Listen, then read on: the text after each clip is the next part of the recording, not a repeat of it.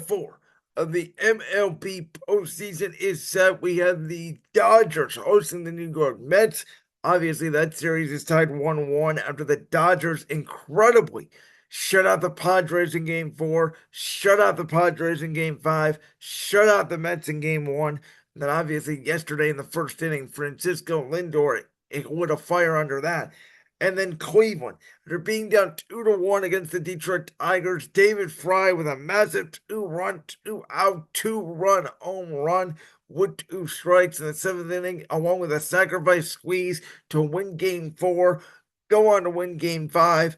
Last night, walk everybody in the book and give up, 5 runs to the Yankees, even though, in my opinion, two of those, which are both solo shots, one by Stanton, one by Soto, was the only runs Cleveland really gave up. And what I found interesting for both of these series is going to be how the managers manage that bullpen because the Dodgers with Flaherty on the mound yesterday, which was huge for them. They had to obviously, or excuse me, Flaherty on the mound in game one, which was huge for them because in game four they had to burn for their bullpen against San Diego. Now you're in a 7-game series where you can't burn your bullpen as much. Flaherty got the rotation settled down in game one, but with the guys they're missing in that rotation, including Clayton Kershaw, they're going to have to rely a ton on that bullpen. And the Dodgers, not only do they have great power hitters, but San Diego, even in game five, shut them down for the most part, right? The Dodgers only scored 2 runs.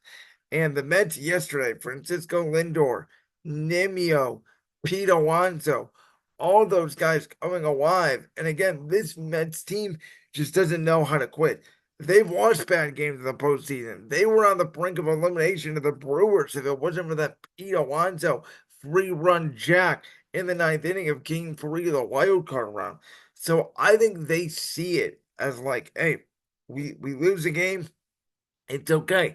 Momentum in baseball is only as big as your next day's starting pitcher. That series is tied 1-1. It's a very even series right now.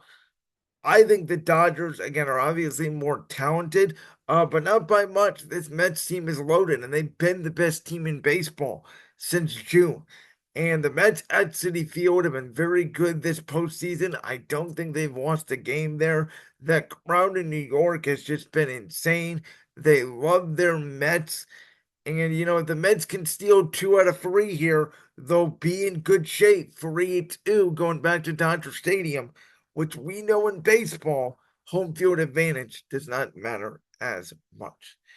Over to the American League side, we have the Guardians and the Yankees. And last night, Bo Naylor could not block a ball to save his life. Joey Cantillo came in for Alex Cobb, who was still dealing with that finger injury. I feel like Cobb gave the Guardians everything he had, really only giving up the 1 run, the solo shot to Soto.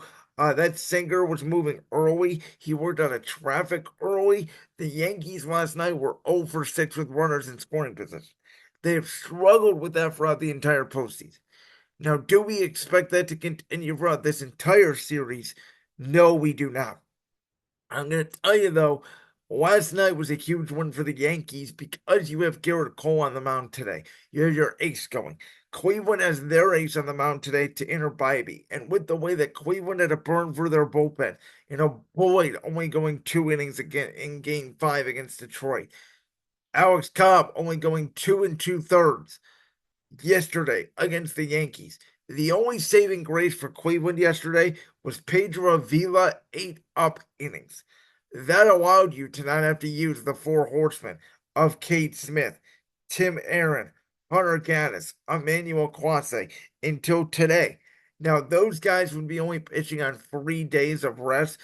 And I know it's bullpen guys, but you would love it if they did not have to work multiple innings tonight, if they could get their pitch count down. Obviously, you could get 1 inning out of each of those guys. Tanner Bybee goes 5 innings, and that's going to be the key for Cleveland.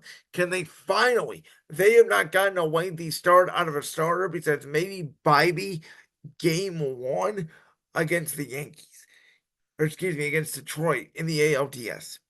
Can they get some length out of their starter?